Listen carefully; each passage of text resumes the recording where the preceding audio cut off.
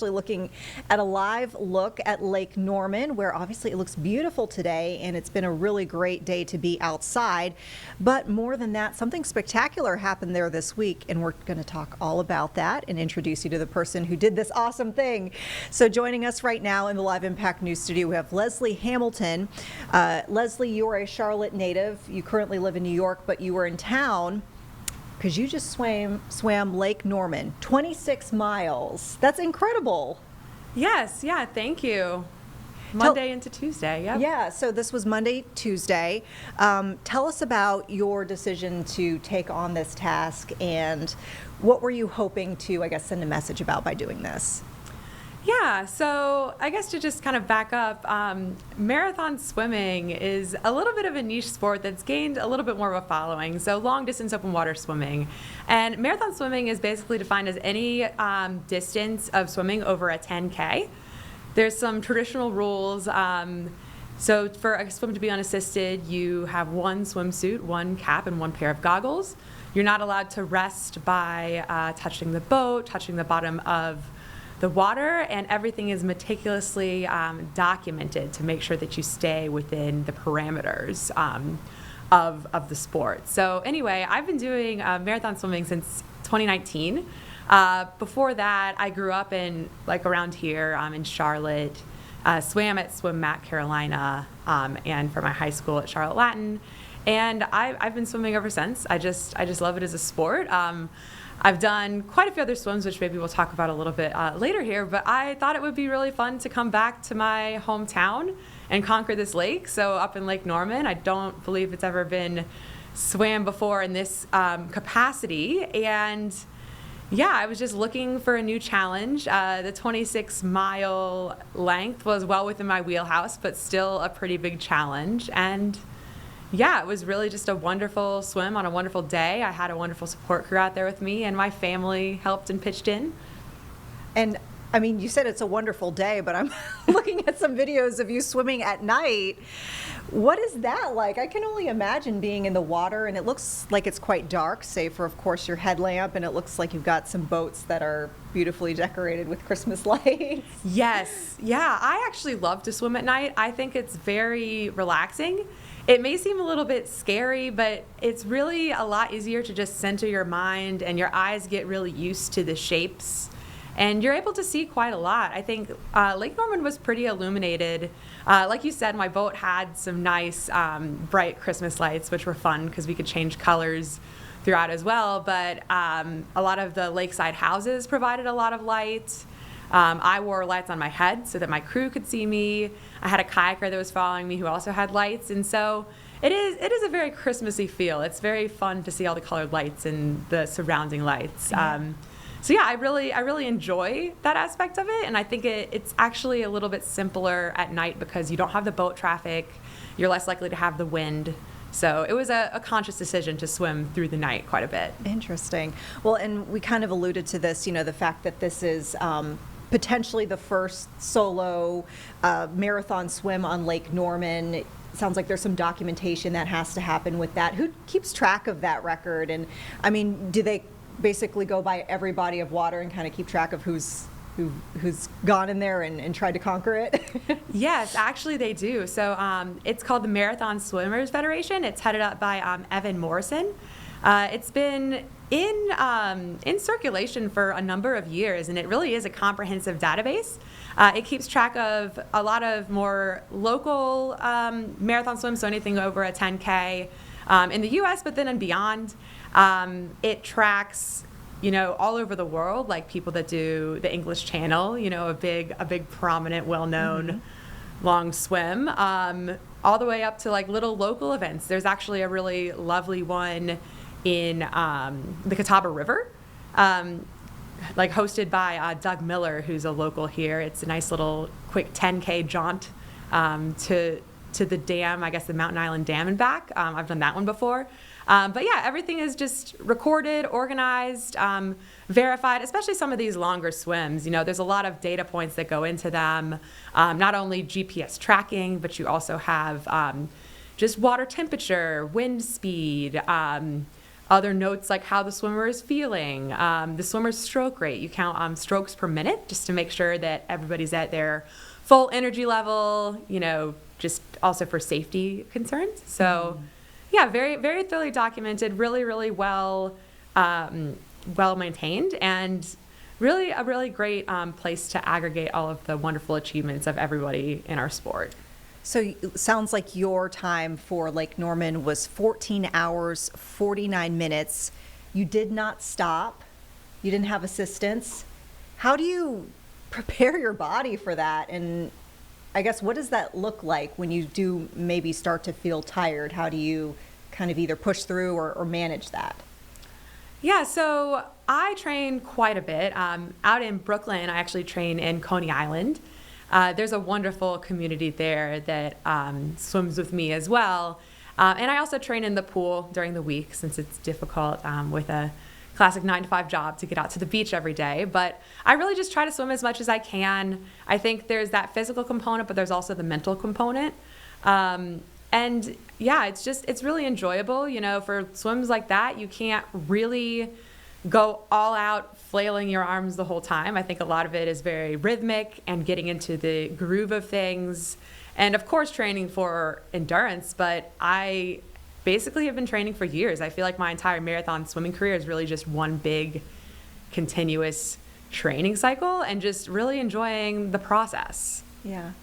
Now we hear that this wasn't just about, setting a record or just seeing what you could do. Like personally, this also appears to be an attempt to raise awareness about the environment. So talk about that, if you will.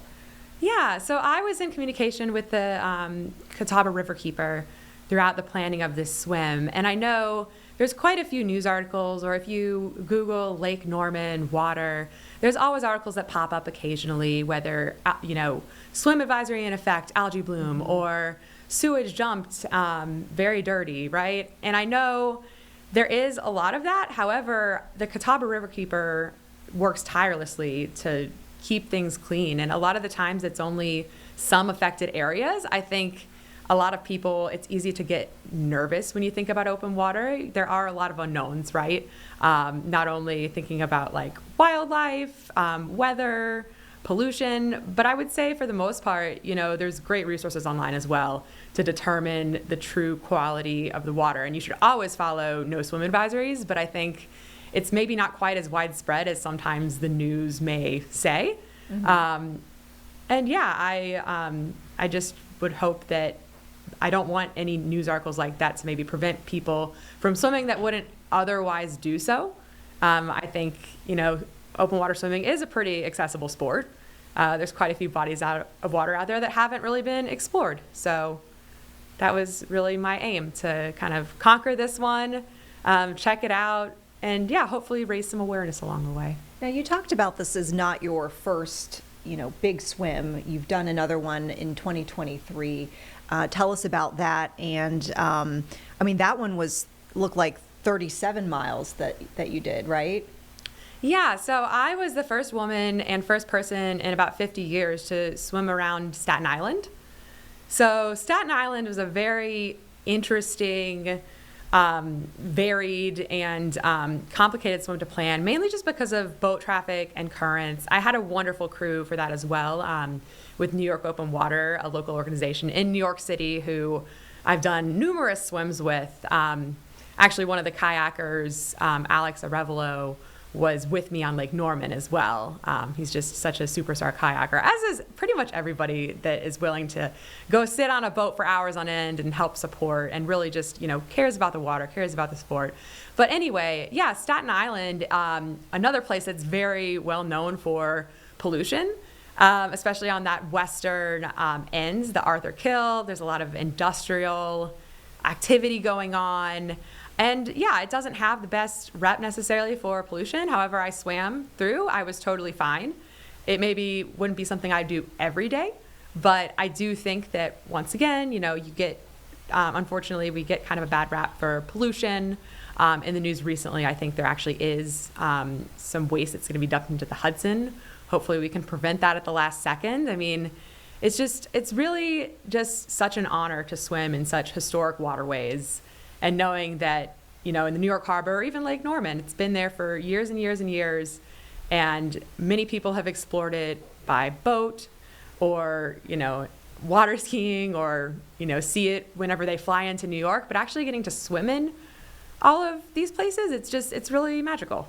Yeah. And I just hope that we can preserve that for future generations. Yeah.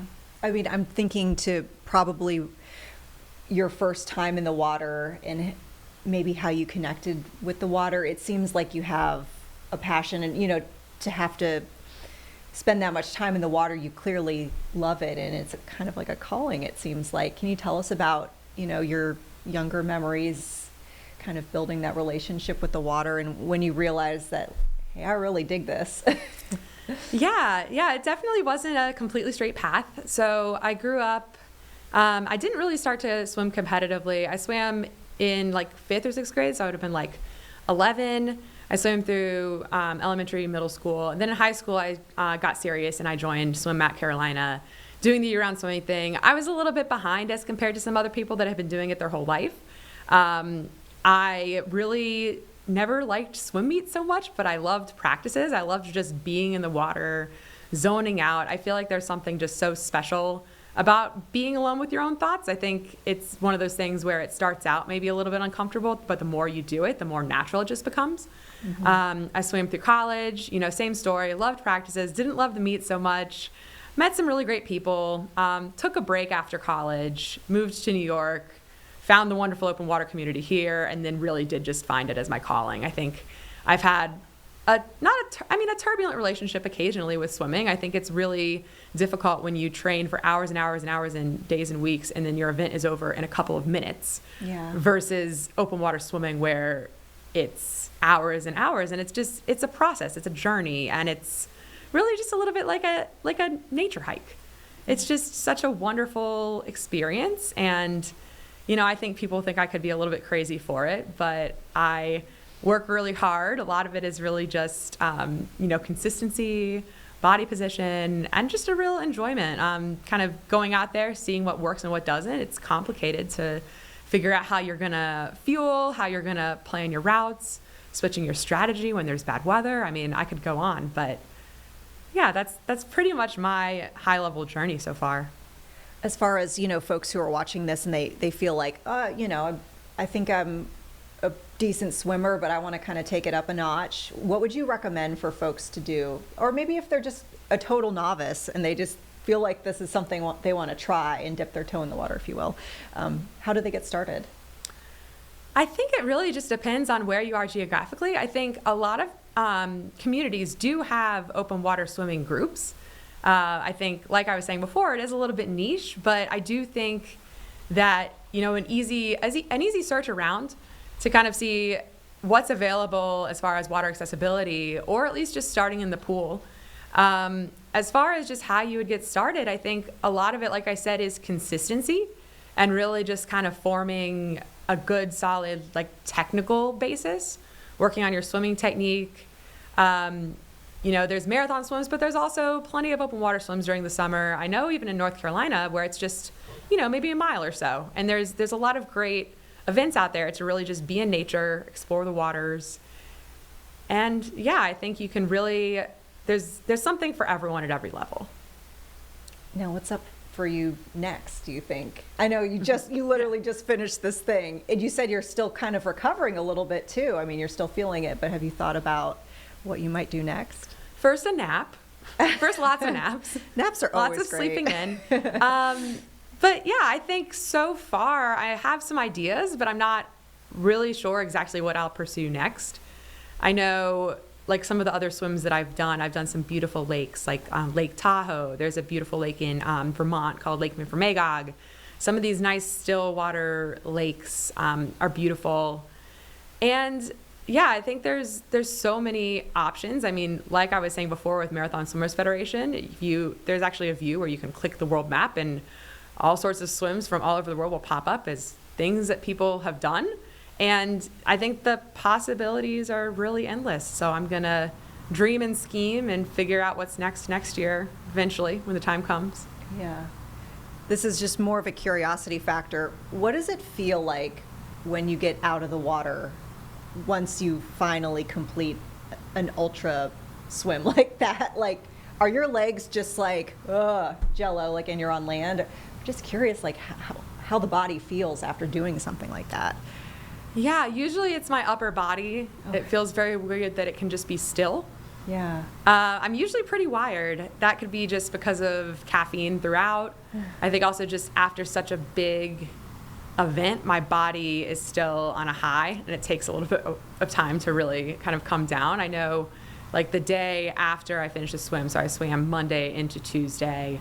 Then on Tuesday night, I could not fall asleep. I was up until like 1 a.m. Oh, wow. So yeah, it's definitely a long recovery process after that. I mean, there's an element of relief. On the very best ones, I usually also have a lot of motivation to kind of think about what's next, and I definitely felt that way after this one. So it's great. It's just a continuous journey, really. Yeah.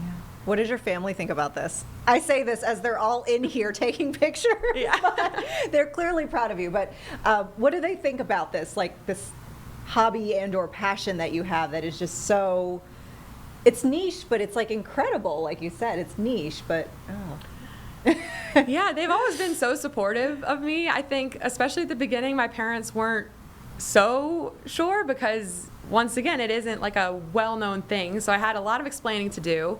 My husband, who's also here, is just absolutely my number one fan and supporter. He spent hours on boats, hours and days on boats, and keeps me well fed as I'm training. He's an excellent chef. But yeah, everybody is super supportive. I think that they think it's kind of crazy, but they're definitely along for the ride with me, and I couldn't be more grateful. that's awesome. Is there anything you'd like to leave our viewers with, before we wrap things up? Either, message that you have, just getting into the sport, anything you'd like to share? Yeah, I think that just overall, I hope that more people can get into the sport. I think it's been growing. I think it's just been such a wonderful thing. I know for me, as a former collegiate swimmer who was really burnt out, I think I don't see so many of us coming back to the sport. I think it's, there's an element of competition in open water swimming, but it's not quite the same element of competition as competitive pool swimming. Mm-hmm. And yeah, I think coming back from a little bit of burnout over the years has been so refreshing, and my love for the sport is greater than it's ever been. And I think, I'm lucky that I found like a lifelong passion and hobby that I can continue. And I only wish the same, that everybody could find something like it, whether that's swimming or something else. So considering myself lucky. Well, incredible job. Once again, Leslie Hamilton just swam, and we believe the first person to swim 26-mile length of Lake Norman just this week. Still recovering. We hope you enjoy your nap too, because you earned it. All right, folks, thanks so much for sticking with us here on Live Impact News. I think